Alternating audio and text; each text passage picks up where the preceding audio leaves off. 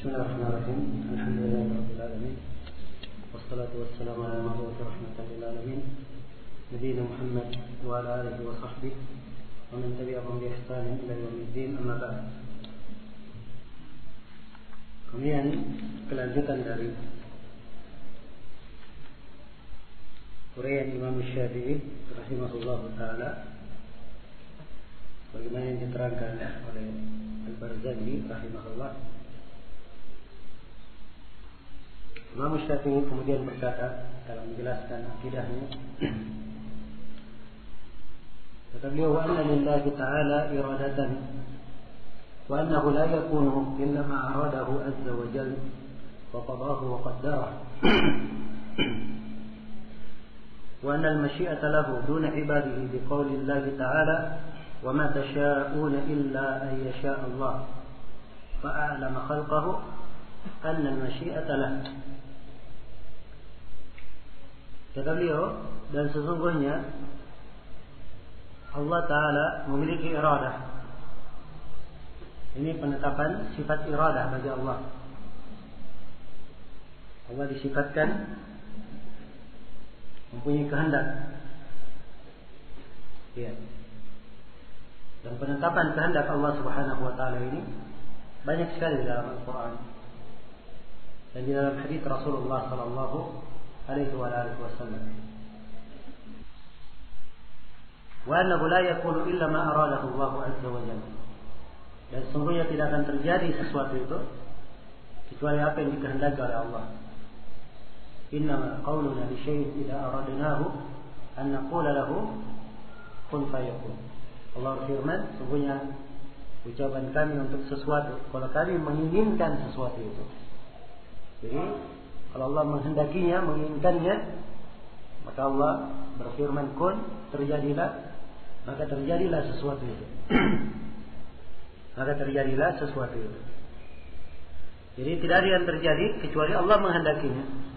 Wa qadahu, dan Allah telah menetapkannya. Wa qaddarahu, dan Allah menakdirkannya. Ya, segala sesuatu dengan qada dan qadar. Allah Subhanahu wa Ta'ala berfirman, wa khalaqa kulla syai'in faqaddarahu taqdira.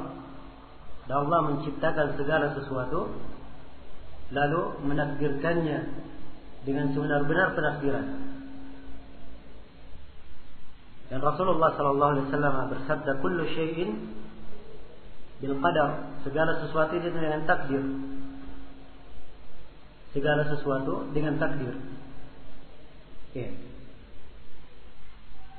Kemudian beliau lanjutkan menerangkan sifat iradah ini, bahwa masyiah Allah, kehendak Allah itu baginya bukan milik hamba. Nah, betul hamba punya kehendak, tapi kehendak hamba itu tidak keluar dari kehendak Allah Subhanahu wa Ta'ala. Sebab tidak mungkin terjadi di dunia ini, terjadi di tengah makhluk sesuatu yang tidak dikehendaki oleh Allah. Beliau berdalilkan dengan firman Allah, wa ma tasha'una illa an yasha' Allah. Tidaklah kalian berkehendak kecuali Allah menghendakinya. Ya, kecuali Allah menghendakinya. Maka di dalam ayat ini Allah menjelaskan bahwa kepada makhluk bahwa kehendak itu adalah milik Allah. Kehendak adalah milik Allah. Kata Syafi'i, wa unshidu, dan saya berucap, maksudnya berucap beberapa bait syair menjelaskan masalah takdir ini. Kata Syafi'i, wa ma syi'ta kan wa illam asya, wa ma syi'ta illam tasya, wa ma syi'ta kan wa illam asya, wa ma syi'tu illam tasya lam yakun. خلقت العباد على ما علمت ففي العلم يجري الفتى والمسلم. Kata Syafi'i, apa yang engkau hendaki Allah itu akan terjadi walaupun saya tidak menghendakinya. Dan apa yang saya kehendaki, ya, tidak akan terjadi kalau engkau tidak menghendakinya. Saya menciptakan hamba atau engkau menciptakan hamba sesuai dengan apa yang engkau ketahui.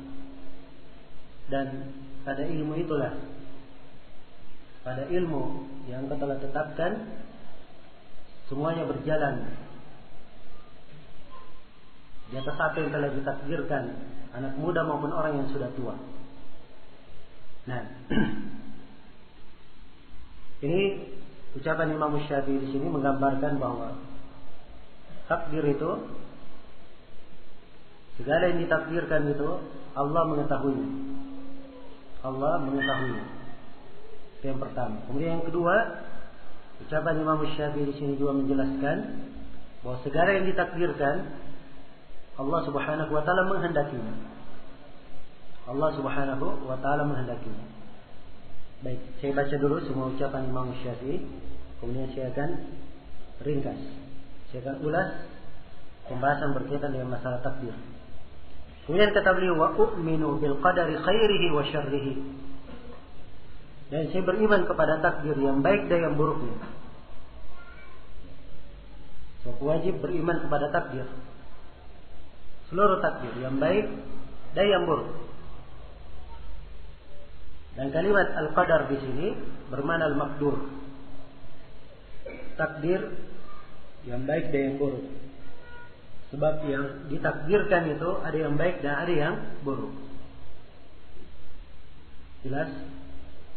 Ada ditakdirkan ketaatan, ada ditakdirkan kebaikan, ada ditakdirkan kemaksiatan, ada ditakdirkan kejelekan.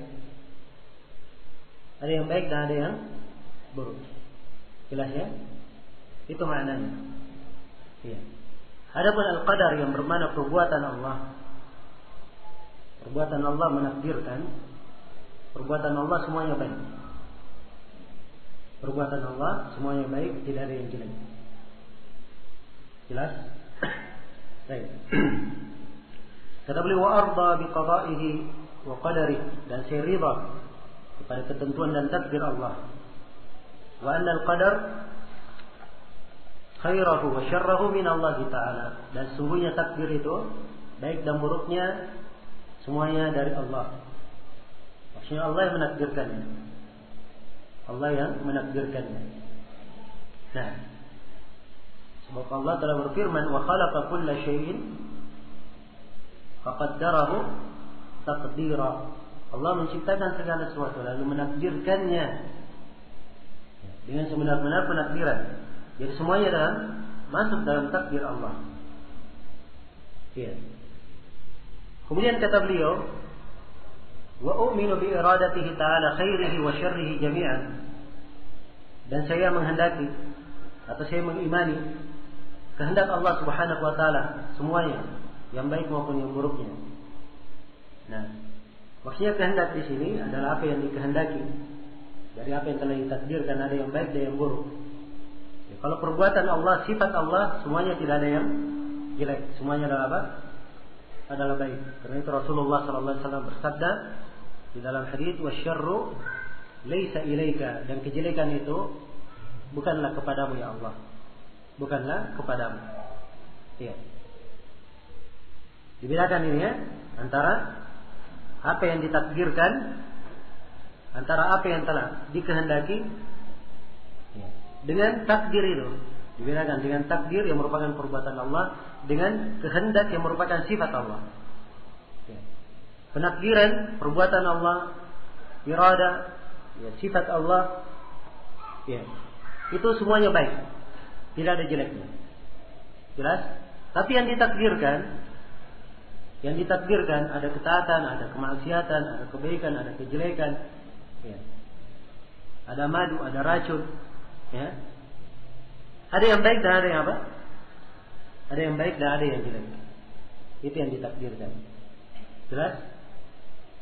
Nah, wa huma makhluqani lillahi maqdurani 'ala al-ibad. Dan keduanya, apa yang ditakdirkan itu, yang baik dan yang jeleknya, itu adalah makhluqani lillah, maqdurani 'ala al-ibad. Adalah dua makhluk Allah. Ini beliau isyaratkan bahwa segala yang ditakdirkan itu Allah yang menciptakannya dan Allah yang mengadakannya. Maqdurani 'ala al-ibad, hal yang sudah ditakdirkan terhadap hamba. Man sya'allahu an yakfur kafar, Wa man syaa'a yu'min aman. Siapa yang Allah kehendaki dia kafir, maka dia kufur. Dan siapa yang Allah kehendaki dia beriman, maka dia beriman. Jelas? Ini uraian Imam Syafi'i rahimahullah berkaitan dengan masalah takbir. Ya. Waktu tidak mencukupi kita untuk banyak menguraikan masalah ini. Tapi saya uraikan masalah takbir ini dari beberapa sudut pembahasan. Ya. Yang pembahasan yang saya uraikan ini semuanya adalah prinsip Islam berkaitan dengan masalah takbir. Usul ahli sunnah berkaitan dengan masalah takbir. Tidak akan syah keimanan seseorang. Sebagian usul ini tidak akan dianggap dia sebagai orang yang berada di atas jalan yang lurus kecuali dia mengimani apa yang akan kita uraikan dari usul ini. Dasar yang pertama berkaitan dengan keimanan kepada takdir yang harus diyakini, seorang harus mengimani bahwa segala yang ditakdirkan Allah Subhanahu wa taala mengetahuinya. Allah Subhanahu wa taala apa? Mengetahuinya. Ini al-aslul awal, dasar pertama. Ya. Maqam atau umumul ilm. Ilmu Allah Subhanahu wa taala yang maha luas. Dan segala yang ditakdirkan tidak keluar dari ilmu Allah. Jelas? Apa yang ditakdirkan, apa yang telah lalu, apa yang akan datang, apa yang sedang terjadi, semuanya Allah mengetahui. Semuanya Allah mengetahui. Karena Allah berfirman, "Wallahu bikulli syai'in alim." Allah Maha mengetahui segala sesuatu. Dan Allah berfirman, dikaitkan doa para malaikat, "Rabbana wasi'ta kulla syai'in rahmatan wa ilma." Wahai Rabb kami, sungguhnya ilmu dan rahmat-Mu meliputi segala sesuatu. Dan Allah berfirman, "Lita'lamu anna Allah ala kulli syai'in qadirun wa anna Allah qad ahata bi kulli syai'in ilma." Supaya kamu tahu bahwa Allah Maha mampu atas segala sesuatu dan ilmu Allah meliputi segala sesuatu. Ini tingkatan pertama atau dasar yang pertama dari keimanan kepada takdir. Harus yakini bahwa Allah mengetahui segala sesuatu yang ditakdirkan. Jangankan yang terjadi, yang tidak terjadi saja Allah tahu apa yang tidak akan terjadi. Yang tidak terjadi ini andai kata terjadi, bagaimana terjadinya Allah Maha tahu. Ya. Allah Maha tahu. Ini menunjukkan luasnya ilmu Allah Subhanahu wa taala. Ya. Dan ini ada di dalam Al-Qur'an penjelasannya. Ya. Ada di dalam beberapa ayat. Seperti misalnya di surah Al-An'am dikisahkan tentang penduduk neraka dan bagaimana mereka ingin kembali ke dunia. Ya. Ingin kembali ke dunia. Mereka berkata, "Ya laitana nuraddu wa la nukadziba bi ayati rabbina wa nakuna minal mu'minin." Wahai andai kata kami dikembalikan sehingga kami tidak mendustakan ayat-ayat Rabb kami dan kami menjadi orang-orang yang beriman. Ini sudah di neraka. Mungkinkah dia kembali ke dunia? Apa jawabannya? Mungkin atau tidak? Tidak mungkin dia kembali ke dunia. Ya, ini mustahil terjadi. Tapi Allah jelaskan, andai kata mereka kembali ke dunia, apa yang akan mereka lakukan? Allah terangkan sesuatu yang tidak terjadi. Andai kata terjadi, bagaimana terjadinya Allah terangkan. Ya. Allah berfirman, "Bal badalahum ma kanu yakhfuna min qabl, walau ruddu la'adu limanuhu an." Ya.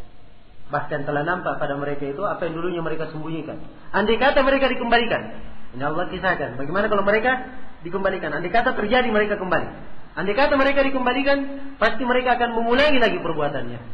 Kembali melanggar apa yang dilarang. Mereka dilarang darinya. Jelas ya? Menunjukkan luasnya ilmu Allah Subhanahu wa taala. Ini tingkatan yang pertama dari tingkatan takdir. Ya. Jelas? Siapa yang mengingkari ini? Ya. Dasar yang pertama ini, siapa yang mengingkarinya, ini yang dikafirkan oleh para ulama. Sebab dia mengingkari ilmu Allah Subhanahu wa taala. Karena itu dikafirkan Ma'bad al-Juhani. Ya. Dan orang-orang yang semisal dengannya dari Qadariyah ekstrim, karena mereka mengatakan al-amr unuf. Perkara itu unuf. Artinya apa unuf? Kalau baru terjadi Allah baru tahu. Kalau baru terjadi Allah baru tahu. Sebelum terjadinya Allah tidak tahu. Nah, jelas? Ini dikafirkan oleh Ibnu Umar dan selainnya dari para as-salaf. Ini dasar yang pertama dari keimanan kepada takdir. Yang kedua, dasar yang kedua, kita harus imani bahwa segala yang ditakdirkan telah tercatat di mana? Di Lauhul Mahfuz. Ya, dan ini dalilnya banyak sekali. Baik, di Lauhul Mahfuz ini mencatat seluruh amalan. Seluruh yang ditakdirkan dicatat di situ. Iya. Dicatat di Lauhul Mahfuz. Jelas? Baik. Kemudian yang ketiga dari dasar keimanan kepada takdir, harus diimani bahwa segala yang ditakdirkan Allah menghendakinya. Allah menghendakinya dan menginginkannya. Ya. Allah menghendakinya dan menginginkannya. Nah. Baik. Ini dasar yang keberapa? Yang ketiga. Ya. Sebab tidak mungkin terjadi sesuatu dan Allah tidak menghendakinya. Ya. Inilah yang diterangkan oleh Imam Syafi'i tadi, wa ma tasyauna illa ayyasha Allah. Ya. Dan itulah firman Allah, innama amruna bi syai'in idza aradnahu an naqula lahu kun fayakun. Jadi kalau dia takdirkan oleh Allah ada, pasti Allah menghendakinya. Jelas? Ya. Kemudian yang keempat dari keimanan kepada takdir, harus diyakini bahwa segala yang ditakdirkan Allah yang menciptakannya dan Allah yang mengadakannya. Ini maqam al-khalq. Ya. Jelas? Dia harus yakini itu. Sebab Allah berfirman, wa khalaqa kulla syai'in, Allah menciptakan segala sesuatu. Faqaddarahu taqdira, lalu Allah menakdirkannya dengan sebenar-benar penakdiran. Ini yang keempat. Kemudian yang kelima, dari tingkatan dari dasar keimanan kepada takdir adalah umum al-hikmah. Dia harus meyakini bahwa Allah Subhanahu wa taala mempunyai hikmah.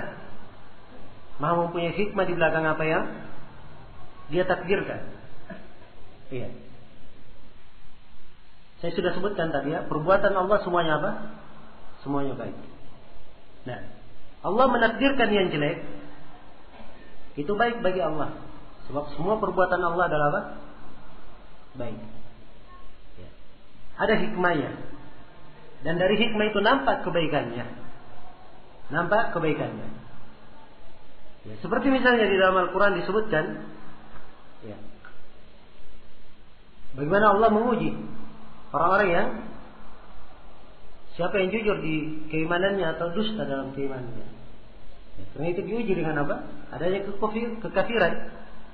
Ya, alif lam mim, ahasiban nasu ay yutraku ay yaqulu amanna wa hum la yuftanun wa laqad fatanna alladhina min qablihim fala ya'lamanna Allahu alladhina sadaqu wa la ya'lamanna Allahu al-kadhibin. Ya. Apakah manusia mengira akan dibiarkan begitu saja berucap kami beriman dan mereka belum diuji, belum difitnah? Nah, fitnah ini cakupannya luas. Fitnah ini baik atau jelek? Namanya fitnah adalah apa? Dari sisi dasarnya, ya, adalah jelek. Tapi Allah menakdirkannya punya hikmah. Nampak hikmahnya. Ya, sehingga nampak siapa di antara kalian yang benar keimanannya, yang jujur keimanannya, dan siapa yang dusta. Jelas ya? Siapa yang dusta. Maka ini hikmah Allah. Ya, falillahil hikmatul balighah. Milik Allah lah hikmah yang maha mendalam. Ya, namun harus diketahui bahwa dari sejumlah perkara yang ada yang diketahui hikmahnya dan ada yang tidak diketahui hikmahnya. Kewajiban kita meyakini bahwa segala yang ditakdirkan Allah mempunyai hikmah di belakangnya. Ya. Kekafiran Allah takdirkan. Perbuatan Allah menakdirkan kekafiran adalah baik karena mempunyai hikmah. Ya.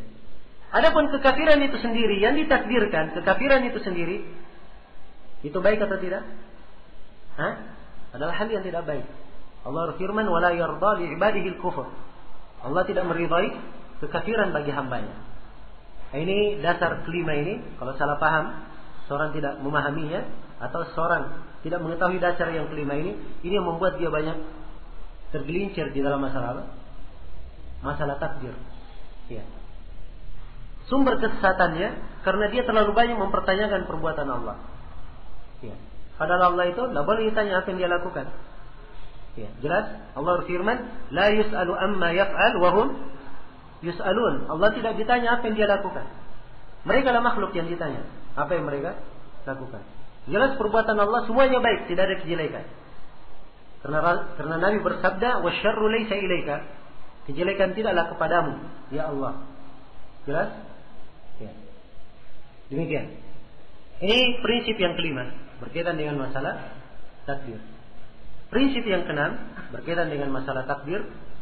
Ya, harus diketahui bahwa hamba ini diperintah dengan perintah-perintah syariat. Dan hamba dilarang dengan larangan-larangan yang wajib dia tinggalkan. Ya. Bersama dengan itu segala sesuatu telah ditakdirkan. Ya, ini yang dibahasakan oleh para ulama dengan nama al-maqam fil jama' baina asy-syar' wal qadar. Ya, bagaimana mengkompromikan antara syariat dan takdir. Jelas ya? Syariat disyariatkan, takdir ditakdirkan. Tidak bertentangan antara syariat dan apa? Dan takdir. Segala sesuatu telah ditakdirkan. Tapi adakah yang tahu apa yang telah ditakdirkan untuknya? Hah? Tidak ada yang tahu kan? Apa yang ditakdirkan untuknya. Karena dia tidak tahu apa yang ditakdirkan untuknya di masa depan, maka kewajibannya dia telah tahu. Dikirim kepadanya seorang rasul, menerangkan jalan yang lurus, jalan yang salah. Dia tinggalkan jalan yang lurus supaya dia ikuti. Diturunkan kepadanya Al-Quran, menjelaskan segala kebaikan dan memperingatkan jalan-jalan yang salah. Ya. Ini syariat. Ada perintah, ada larangan. Ya. Jadi asalnya dia menjalankan syariat tersebut. Ya. Jalankan syariat tersebut. Jangan dia pertentangkan antara takdir dan apa? Syariat.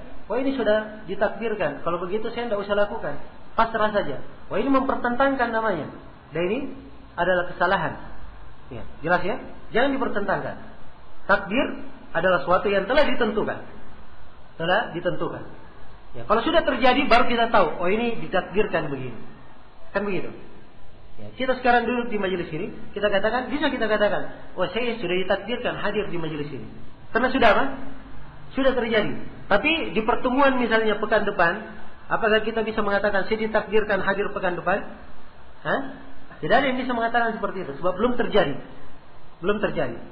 Jelas ya? Jadi takdir ini sebelum terjadinya tidak ada yang mengetahui apa yang ditakdirkan untuknya. Ya, karena asalnya seorang tidak mengetahui apa yang ditakdirkan untuknya, maka jangan dia pertentangkan antara takdir dengan apa? Dengan syariat. Maka di sini prinsip ahli sunnah wal jamaah, mereka mengkompromikan antara takdir dan apa? Takdir dan syariat. Baik, ini secara global ya, berkaitan dengan masalah takdir ini. Baik, kemudian kata beliau rahimahullah, wa qala, dan Imam Syafi'i berkata, innal mu'tazilah idza sallamul ilma khusimu. Ya. Kata Imam Syafi'i, orang-orang Mu'tazilah kalau mereka menerima ilmu Allah, menetapkan ilmu, itu tingkatan dasar yang keberapa tadi? Dasar pertama. Itu ukuran ya. Ukuran keimanan dalam masalah takdir. Ya. Dasar yang pertama, dia harus meyakini bahwa segala yang ditakdirkan Allah mengetahuinya. Nah, sekarang orang-orang Mu'tazilah kalau ingin berdebat dengan mereka, kata Imam Syafi'i, ya, yang pertama ditanyakan adalah tentang masalah ilmu. Mereka tetapkan ilmu Allah atau tidak? Mereka akui Allah mengetahui segala yang ditakdirkan atau tidak? Kalau mereka tidak akui, maka itu kafir, tidak boleh didebat. Jelas ya? Kalau mereka akui, disinilah mereka ini yang didebat. Boleh diajak bicara. Ya, didebat. Jelas sampai sini ya? Dan ini bukan artinya dibuka pintu debat seluas-luasnya, tidak. Sebab berdebat itu ada ketentuan-ketentuannya. Ya, ada ketentuannya. Nah, dan kalaupun ada kata berdebat dengan ahlul bid'ah, ini arahannya bukan kepada orang-orang umum, tapi arahannya kepada siapa? Orang-orang yang berilmu. Ya, sebab ini kaitannya dengan menyingkap syubhat, menjatuhkan argumen musuh atau menjatuhkan argumen ahlul bidah. Dan ini pekerjaannya para ulama. Dan semua orang ya, bisa masuk di dalam hal yang seperti ini. Baik. Kemudian kata Syafi'i, walam yardallahu syarr, walam ya'mur bihi, walam yuhibbah. Allah tidak ridha kepada kejelekan. Allah tidak memerintah dengannya dan tidak mencintainya. Kita sudah terangkan ya firman Allah, wala yarda li ibadihi al-kufr. Allah tidak ridha kekafiran untuk hambanya. Bal amara bit-ta'ah wa habbaha wa radiyaha. Bahkan Allah memerintah dengan ketaatan dan mencintai ketaatan itu dan meridai ketaatan itu. Iya. Jelas? Nah, ini penjelasan diajukan kepada Al-Mu'tazilah. Ya, harus dibedakan. Ya, Allah tidak ridha kepada kejelekan, tidak mencintainya. Allah perintah kepada ketaatan, Allah cinta kepada ketaatan itu dan ridha kepada ketaatan. Jelas ya? Nah, di sini sebenarnya juga ada hal yang hendaknya dibedakan di dalam masalah takbir. Harus dibedakan antara dua iradah. Ya. Iradah kauniyah dan iradah syar'iyyah. Ya, karena itu mungkin saya tambah satu pembahasan lagi berkaitan dengan masalah takbir. Ya, saya katakan bahwa ada beberapa sebab yang menyebabkan banyak orang itu menyimpang dan tersesat di masalah takbir ini. Di antara sebab yang menyebabkan dia menyimpang dalam masalah takbir, yang pertama, saya akan sebutkan ya sebab-sebabnya supaya dihindari. Sebab pertama yang menyebabkan seorang menyimpang dalam masalah takbir adalah dia ingin mengkiaskan perbuatan makhluk dengan perbuatan Allah. Perbuatan Allah dengan perbuatan makhluk dia kiaskan. Jelas? Ingin dia serupakan. Kalau misalnya Allah menakdirkan kejelekan, oh dikatakan ini, ya, kalau makhluk melakukannya jelek, maka itu pun jelek bagi Allah. Ya. Ini sudah kias yang salah. Inilah kiasnya iblis yang keliru. Ini yang menyebabkan apa? Banyak manusia yang menyimpang. Nah, maka tidak boleh ada mengkiaskan seperti ini. Ya, Allah Subhanahu wa taala ya, tidak dinisbatkan kepadanya kejelekan. Dan Allah tidak serupa dengan makhluk. Kemudian sebab yang kedua yang menyebabkan orang menyimpan dalam masalah takbir, ya, dia tidak bisa membedakan antara dua iradah. Iradah kauniyah dan iradah apa? Syar'iyyah. Tidak bisa dia bedakan antara dua iradah. Ya. Nah, karena itu orang-orang Mu'tazilah misalnya, dia katakan seorang pezina berzina itu adalah kehendaknya sendiri, perbuatannya sendiri, bukan kehendak Allah. Allah tidak pernah menghendakinya, dan itu bukan ciptaan Allah, itu ciptaan si hamba itu sendiri. Ya. Jelas? Ini ucapan bukan kehendak Allah. Ini sudah bertentangan dengan mana apa? Sudah bertentangan dengan dasar yang keberapa kita sebutkan? Dasar yang ketiga. Ya. Sebab segala sesuatu yang ditakdirkan Allah apa? Menghendakinya. Kemudian bertentangan dengan dasar yang keempat. Segala yang ditakdirkan Allah yang menciptakan dan mengadakannya. Ini dia katakan hamba sendiri yang menciptakannya. Kenapa dia berkeyakinan seperti itu? Ya, sebab dia tidak bisa bedakan orang-orang Mu'tazilah ini antara dua kehendak Allah. Dia katakan bahwa kalau Allah menghendaki hamba ini bermaksiat, ini menunjukkan bahwa Allah menghendaki kejelekan. Allah cinta kepada kejelekan, memerintah kepada kejelekan. Ya. Itulah sebabnya mereka menolak ini. Jelas? Nah, dan mereka di sini salah paham. Mereka salah paham. Mereka tidak tahu bahwa kehendak Allah itu terbagi berapa? Terbagi dua. Ada iradah kauniyah, qadariyah, dan ada iradah diniyah, syar'iyyah. Ya, jelas? Iradah yang pertama iradah kauniyah, ya, adalah iradah kehendak Allah kauni, pasti terjadi. Ya, hal yang telah ditetapkan terjadi. Itu kauni namanya. Dan ada iradah diniyah syar'iyyah. Ada iradah syar'iyyah, iradah yang bermakna Allah mencintainya, mensyariatkannya, dan itu adalah bagian dari agama, diperintah. Jelas? Hal yang diperintah. Nah, ini dua jenis iradah. Baik, saya bedakan lebih rinci dari beberapa bentuk perbedaan. Perbedaan yang pertama antara iradah kauniyah dan iradah syar'iyyah. Iradah kauniyah itu semakna dengan al-masyiah. Ya. Dan iradah syar'iyyah semakna dengan al-mahabbah. Ya, iradah kauniyah itu bermakna kehendak. Semakna dengan apa? Kehendak, masyiah. Kalau iradah syar'iyyah itu bermakna apa yang dicintai. Ya. Sesuatu yang dicintai oleh Allah. Perbedaan dari sisi yang kedua, kalau iradah kauniyah itu sesuatu pasti terjadi. Sesuatu apa? Pasti terjadi. Kalau iradah syar'iyah, kadang terjadi dan kadang tidak terjadi. Iya. Kadang terjadi dan kadang tidak terjadi. Perbedaan dari sisi yang ketiga, iradah kauniyah, ya. Iradah kauniyah itu pada hal yang berkaitan dengan hal yang dicintai oleh Allah dan tidak dicintai oleh Allah. Mungkin dicintai oleh Allah, mungkin tidak dicintai oleh Allah. Jelas? Tapi kalau iradah syar'iyah, dia kaitannya dengan apa? Hal yang dicintai oleh Allah Subhanahu wa taala. Perbedaan dari sisi yang keempat, iradah kauniyah, ya. Iradah kauniyah itu adalah maqsudan li ghairiha, dimaksudkan untuk selainnya. Dimaksudkan untuk selainnya. Adapun iradah syar'iyah dimaksudkan untuk itu sendiri. Ya, seperti contoh misalnya, seorang hamba beriman. Iman ini Allah menghendaki Abu Bakar beriman. Imannya Abu Bakar apa? Iradah apa? Ya, berkumpul dua-duanya ya. Kauniyah dan apa? Syar'iyah. Seorang mukmin beriman, Allah menghendaki mukmin beriman. Iradah apa? Iradah syar'iyah. Jelas. Iradah syar'iyah sebab Allah cinta pada keimanan itu sendiri. Jelas? Yang diinginkan adalah keimanan itu sendiri. Itu mana? Maqsudan li dzatiha. Jelas? Allah menakdirkan adanya kekafiran. Kekafiran ini Allah cintai? Tidak. Kenapa ada kekafiran? Karena Allah mempunyai hikmah di belakang penakdiran, kan begitu? Dengan kekafiran ini ada ujian, ada cobaan misalnya, ya. Kemudian ada yang menjadi penduduk neraka dan seterusnya dari hikmah-hikmah.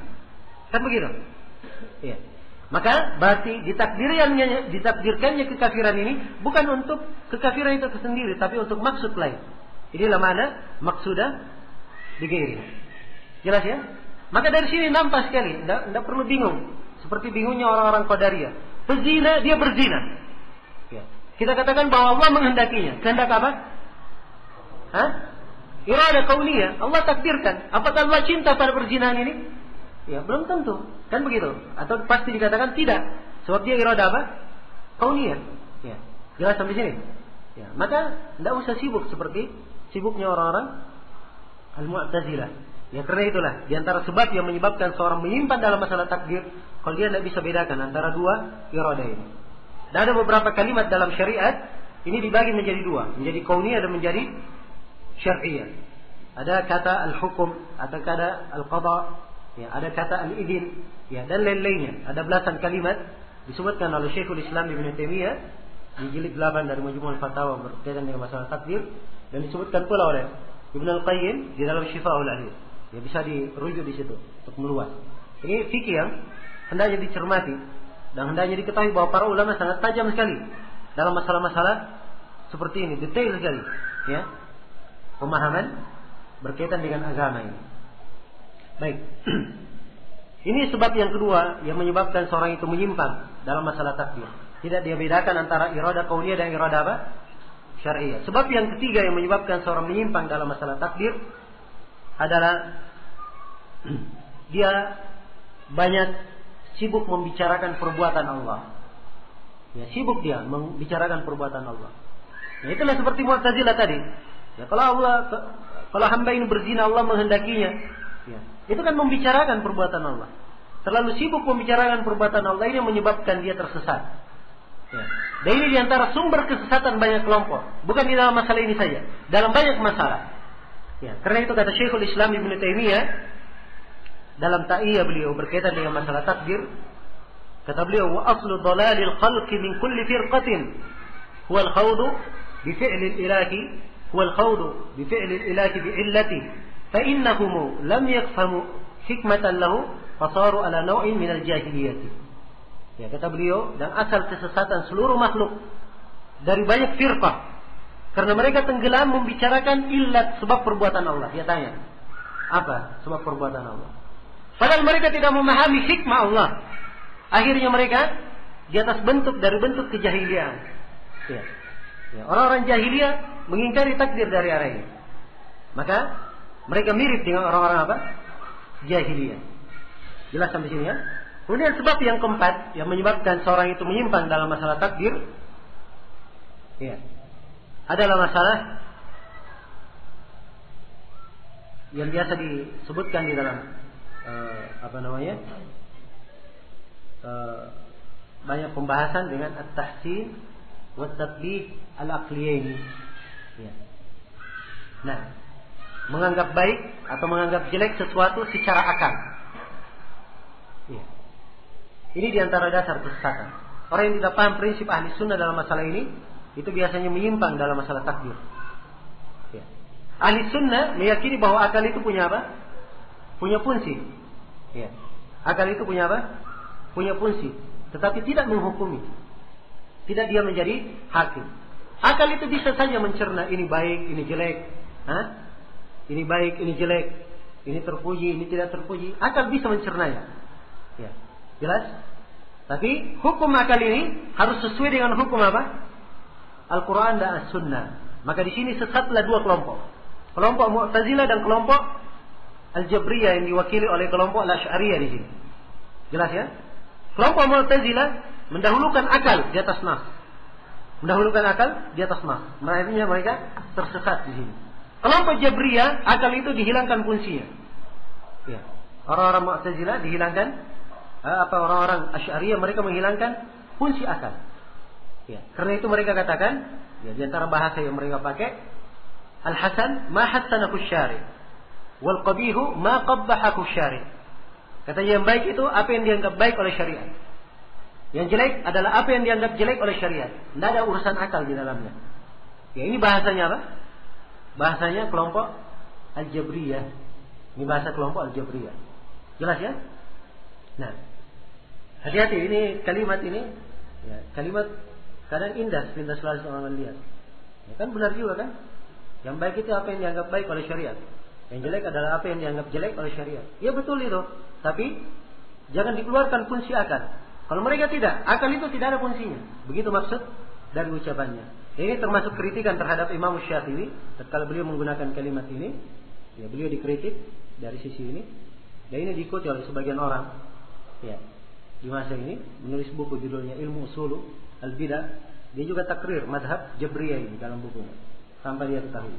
Nah, maka ini dari hal yang sering saya ingatkan kepada ikhwah, penting artinya seorang itu belajar akidah dan mengambil dari guru, ya, mengambil dari guru supaya dia bisa mengetahui kedetailan pembahasan akidah itu, jangan jatuh, ya, terpeleset di dalam hal-hal yang keliru tanpa dia sadari.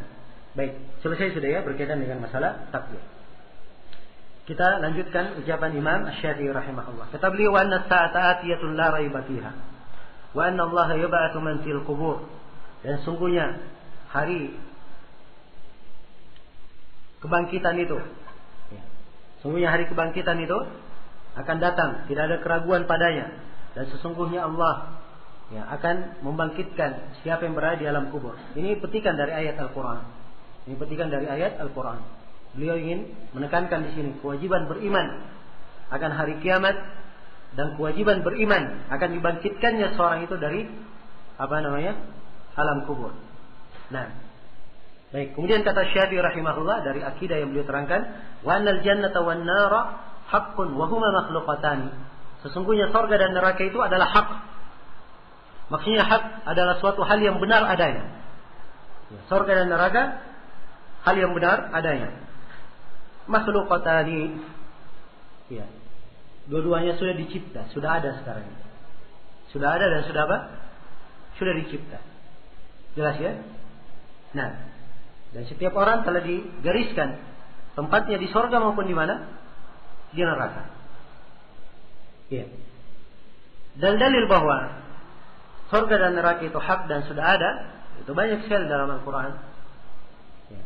Cukup kita sering hafal ya tentang surga. Allah berfirman, "Uiddat lil muttaqin." Surga itu disiapkan untuk orang yang bertakwa. Itu dengan fi'il madhi, kata kerja yang telah lampau. Telah disiapkan untuk orang yang bertakwa. Berarti sudah siap, sudah ada. Demikian pula tentang neraka, "Uiddat lil kafirin." Telah disiapkan untuk orang-orang kafir. Ya, maksudnya dia sudah selesai, sudah siap. Ya, bagi siapa yang kafir. Nah, maka ini penjelasan tentang surga dan neraka.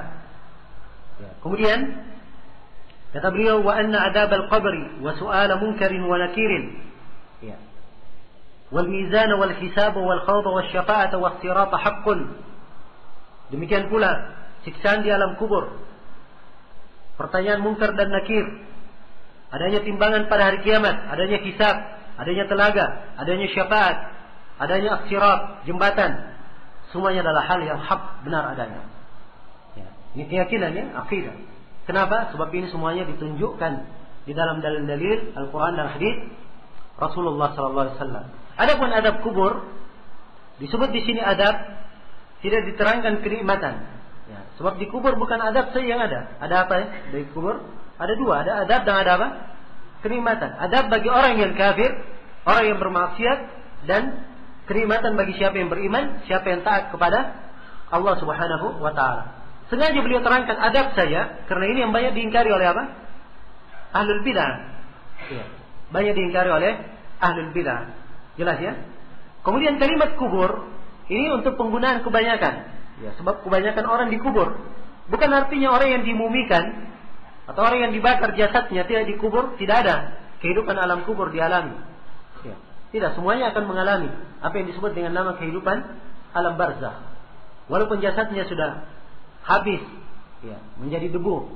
Walaupun jasadnya sudah habis dimakan hewan buas, binatang buas, ya, dia tetap akan menghadapi kehidupan apa? Alam barzakh. Maka penggunaan kalimat kubur di sini, ini penggunaan kata kebanyakannya. Sebab kebanyakan manusia kalau mati dia apa?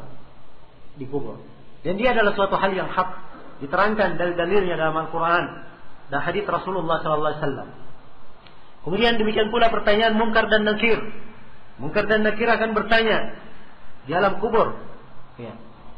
Akan bertanya munkar dan nakir dengan pertanyaan-pertanyaan yang wajib untuk dijawab. Munkar dan nakir ini dua malaikat. Disebutkan dalam hadits Abi Hurairah riwayat At-Tirmidzi, ya malakani, ya aswadani, azraqan. Dua malaikat hitam biru. Ya. Hitam biru. Ya. Dua warnanya. Ada yang mengatakan mukanya hitam, badannya biru. Ya. Ini jelas ini tidak begitu nampak apa yang dimaksudkan. Ya. Kita hanya terangkan seperti yang diterangkan dalam hadis. Jelas ya?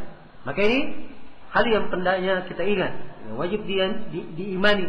Jadi kalau ada adab kubur, ada pertanyaan munkar dan nakir, maka seorang mukmin harus ada persiapan. Ya. Untuk mengarah ke sana. Nah, jelas ya?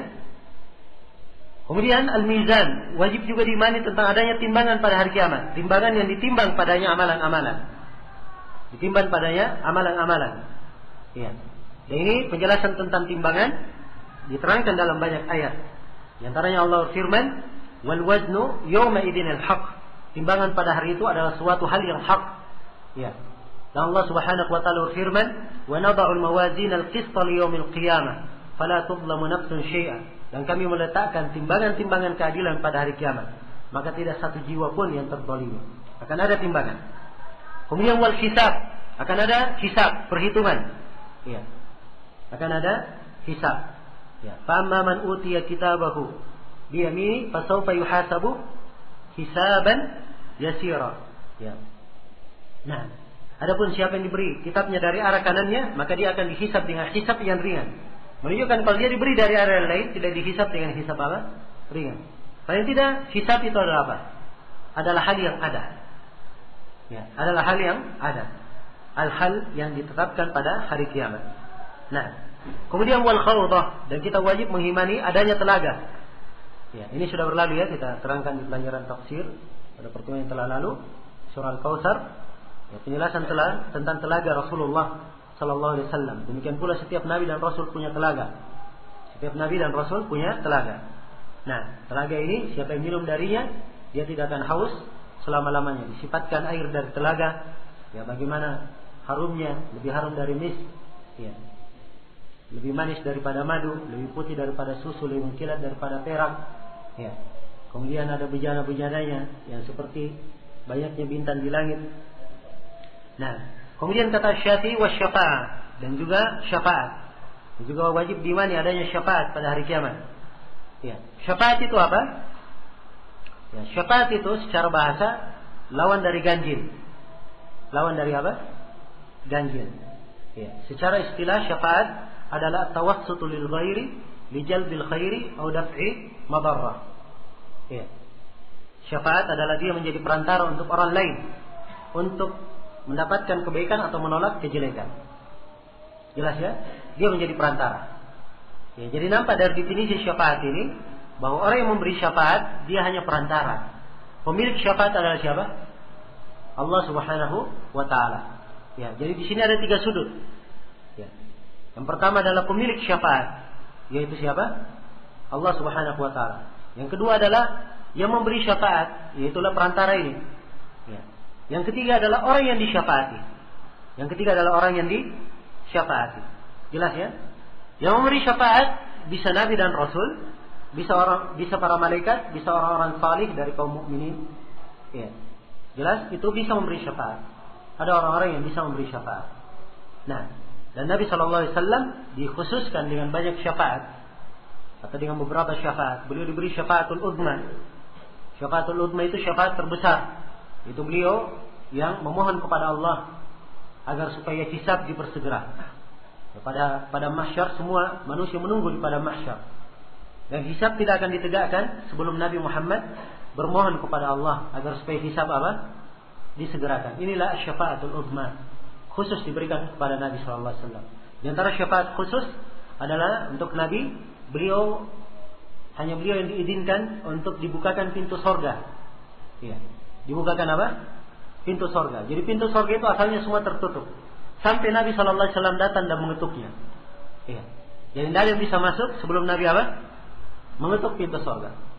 Ini kekhususan Nabi. Setelah dibuka untuk Nabi barulah yang lainnya ikut masuk. Nah, kemudian dari syafaat khusus bagi Nabi SAW memberi syafaat untuk pamannya Abu Talib. Sehingga tadinya dia di lapisan neraka paling bawah, diangkat menjadi orang yang paling ringan siksaannya di dalam neraka. Ingat. Jelas ya? Ini syafaat khusus. Selain daripada itu syafaat beliau bersyirikat antara para nabi dan antara para nabi, orang-orang salih, para mati syahid dan selainnya dari orang-orang yang beriman bisa memberi syafaat. Dan juga ada syafaat bagi pelaku dosa besar. Ya. Inilah yang ditetapkan oleh Imam Syafi'i nanti. Kata beliau wasirat, berikutnya adalah sirat. Beriman akan adanya apa? Jembatan. Akan adanya jembatan. Nah, jembatan ini adalah jembatan yang dihamparkan di atas neraka Jahannam. Dia diterangkan dalam beberapa hadis, ya, sangat licin, tergelincir, ya, dan di tengahnya ada duri-duri seperti duri sa'dan yang menyambar-nyambar, ya. Dan di dalam sebuah riwayat dari hadis Abi Sa'id tapi punya hukum marfu disebutkan bahwa dia lebih halus dari rambut, lebih tajam dari pedang jembatan ini. Ya. Jelas ya? Jadi kalau berpikir tentang jembatan, ya, jangan memikirkan jembatan di dunia. Ya. Ini bukan jembatannya goa. Ya. Perhatikan, dia adalah jembatan yang lebih halus daripada apa? Rambut, lebih tajam daripada pedang, sangat licin. Ya. Dihamparkan di atas neraka Jahannam. Yang tidak bisa berlalu dia akan jatuh di dalam neraka Jahannam. Waliyahzubillah. Dan orang-orang berlalu di atas jembatan sesuai dengan kadar amalannya. Semakin baik amalannya, maka semakin baik pula cara dia berlalu. Ada yang berlalu seperti angin, seperti kilat, ada yang berlalu seperti angin, ada yang seperti orang yang menunggang kuda, ada yang seperti berlari, ada yang berjalan, ada yang merangkak. Ya. Dan yang tidak bisa, di bawahnya adalah neraka Jahannam. Waliyahzubillah. Nasallallahu alaihi wasallam. Kemudian kata beliau, "Wanna syafa'ata li ahli al-kaba'ir min ummati Muhammadin sallallahu alaihi wasallam." Ya. Demikian pula di antara hal yang hak wajib diimani bahwa syafaat itu diberikan kepada pelaku dosa besar dari umat Nabi Muhammad sallallahu alaihi wasallam. Ya.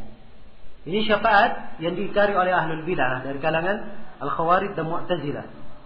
Mereka mengingkari ini. Padahal syafaat ini ditetapkan dan telah syah dari Nabi sallallahu alaihi wasallam. Beliau bersabda, "Syafaati li ahli al-kaba'ir min ummati." Syafaatku saya berikan kepada pelaku dosa besar dari umatku. Ya. Jelas? Jadi pelaku dosa besar itu juga mendapatkan syafaat. Bisa mendapatkan syafaat. Baik, kemudian kata beliau, "Wa anna Allah yajzil ibada bi a'malihim." Dan sungguhnya Allah memberikan balasan kepada hamba Ya, sesuai dengan amalan-amalan mereka. Sesuai dengan amalan mereka. Nah, ya, sebab Allah memberikan setiap orang sesuai dengan apa yang dia lakukan. Man amila salihan fali nafsihi wa man asaa fa 'alaiha. Siapa yang beramal saleh maka dia sendiri akan mendapatkannya. Siapa yang berbuat jelek, dia sendiri akan menanggungnya. Dia sendiri akan menanggungnya. Nah, kemudian kata Syafi'i, wala ukaffiru ahadan min ahli tauhid bi dhanbin wa in amila bil kaba'ir wa ukilu ila Allah azza wa jalla. Kata beliau, saya tidak mengkafirkan seorang pun dari ahli tauhid lantaran dia melakukan dosa, walaupun dia berbuat dosa besar, dan saya serahkan perkaranya kepada Allah azza wa jalla. Ini akidah ahli sunnah seluruhnya. Ya, tidak sembarang mengkafirkan. Tidak sembarang mengkafirkan. Sepanjang dia muslim, bertauhid, ya, salat menghadap ke kiblat, menyembelih dengan membaca bismillah, ya. Dia muslim, maka tidak boleh dikafirkan. Karena dia berbuat apa? Dosa, walaupun dosa besar yang dia lakukan. Ya. Ada hal-hal yang mengkafirkan. Dosa besar itu tidak mengkafirkan. Pelaku dosa besar tidak kafir.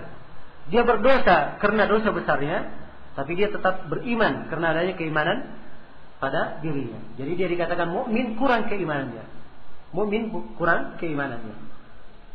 Nah, jelas ya? Ya. Adapun urusan dia berbuat dosa itu kembali kepada Allah. Ya, sebab pelaku dosa besar itu tahtal masyiah. Allah berfirman, "Innallaha la yaghfiru ay yushraka bih wa yaghfiru ma duna dzalika liman yasha." Sungguhnya Allah tidak mengampuni dosa kesyirikan. Jadi dosa kesyirikan tidak diampuni.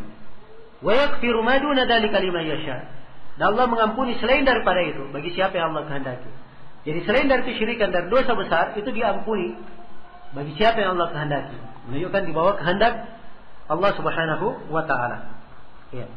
Kemudian kata beliau, wala unazzilul muhsina min ummati Muhammadin sallallahu alaihi wasallam al-jannata bi ihsani walal musii'a bi isaatihi an-nar. Bi isaatihi an-nar. Ya.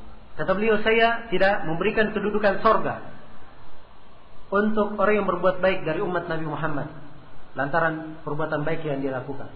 Juga saya tidak menjatuhkan vonis masuk neraka untuk orang yang berbuat jelek lantaran kejelekan yang dia lakukan. Ya. Maksud Imam Syafi'i di sini, ini masih berkaitan dengan sebelumnya. Seorang yang sepanjang amalan zahirnya dia berbuat baik misalnya, beramal salih, ya, tidak boleh langsung dikatakan, oh ini kamu penduduk surga. Ya. Jelas? Orang yang berbuat maksiat, berbuat kejelekan, tidak boleh langsung dikatakan, oh kamu penduduk neraka. Tidak boleh. Jelas ya? Bahkan itu semuanya adalah apa? Dikembalikan kepada Allah. Orang yang berbuat baik diharapkan dia penduduk surga. Ya, orang yang berbuat jelek dikhawatirkan atasnya api neraka. Tapi memastikan kamu penduduk surga, kamu penduduk neraka. Ya, pemastian yang seperti ini tidak diperbolehkan kecuali siapa yang dipastikan oleh Allah dan siapa yang dipastikan oleh Rasulullah SAW. Ya. Kalau Rasulullah menyebutkan misalnya dari sahabatnya 10 orang dari penduduk surga, si fulan masuk surga, ini kita terima, kita tidak apa-apa katakan si fulan penduduk surga, sebab Rasulullah mengabarkan. Tapi kalau tidak ada nasnya, maka asalnya yang baik kita harapkan dia masuk surga. Yang jelek kita khawatirkan terhadapnya apa? Neraka. Adapun memvonis kamu penduduk surga, kamu penduduk neraka, ini dari ilmu yang bukan diserahkan kepada kita. Jelas ya? Baik. Kemudian kata Syafi'i rahimahullah, khalaqallahu al-khalqa ala ma 'alima wa arad, wa kullun muyassarun lima khalaqallahu azza wa jalla kama jaa fil hadits. Allah telah menciptakan makhluk sesuai dengan apa yang Allah ketahui dan apa yang Allah kehendaki. Dan setiap orang akan dimudahkan menuju apa yang Allah ciptakan ia terhadapnya. Sebagaimana datang dalam hadis. Ya, hadisnya diterangkan di bawah ya. Nah, ketika seorang sahabat berkata, Imran bin Husain berkata, "Ya Rasulullah, fima ya'malul amilun?" Ya, pada apakah seorang yang beramal itu beramal? Maka beliau berkata, kullun muyassarun lima khuliqalah. Setiap orang itu akan dimudahkan menuju apa yang ia diciptakan, takdir yang ia diciptakan untuknya. Jelas ya? Nah, ini jawaban Rasulullah menjawab pertanyaan sahabat. Kalau memang sudah ditakdirkan, untuk apa beramal? Maka Nabi menjawab, beramallah. Setiap orang akan dimudahkan menuju kepada apa yang dia ditakdirkan untuknya. Jelas sampai sini? Ya, maksudnya dari apa yang ditakdirkan. Maka beramallah kalian. Dari amalan itu ia dimudahkan menuju kepada apa yang dia ditakdirkan. Jelas? Dari amalannya ini itulah yang menentukan kehidupannya kelak, dan itulah apa yang ditakdirkan untuknya. Jelas sampai sini? Ya, karena itu tidak boleh seorang berhujjah dengan takdir, meninggalkan amalan. Oh, saya berbuat maksiat, ya, berzina, oh ini sudah ditakdirkan. Tidak usah kamu tegur saya, tidak usah kamu nasihati saya. Itu sudah ditakdirkan. Kenapa dia tidak berkata pada dirinya, saya ditakdirkan beramal ibadah, tidak berzina, pergi ke masjid. Ya. Harusnya kan dia bilang begitu. Ya. Tapi begitu berbuat maksiat, dia berhujjah dengan takdir. Berbuat ketaatan, dia tidak pernah berhujjah dengan takdir. Ya. Karena memang asalnya malas. Ya.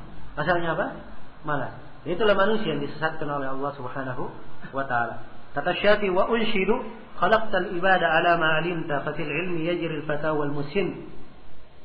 Ala da mananta wa hada khadalta wa hada a'anta wa hada wa da lam tu'in. Faminhum syaqiyyun wa minhum sa'idun wa minhum qabihun wa minhum hasan. Engkau menciptakan hamba sesuai dengan apa yang engkau ketahui dalam ilmu itu. Berjalanlah dalam ilmu yang telah ditakdirkan, maka berjalanlah setiap anak muda dan orang yang tua. Terhadap si itu kamu memberikan nikmat, dan kepada si ini engkau merendahkannya. Terhadap si ini engkau membantunya, dan kepada si itu engkau tidak bantu. Ya. Dan di antara mereka ada yang merugi, di antara mereka ada yang beruntung, di antara mereka ada yang baik rupanya, di antara mereka ada yang jelek rupanya. Semuanya telah ditakdirkan. Ya. Demikian. Ini mana? Apa ini maksud dan ucapan Imam Syafi'i rahimahullahu taala. Baik. Nanti pertemuan Sabtu depan sebelum kita bahas akidah atau al-qaidah al-mar'u fi Syiah, kita lanjutkan dulu ini sedikit, selesai baru kita lanjutkan buku berikutnya, al-qaidah al-mar'u fi Syiah.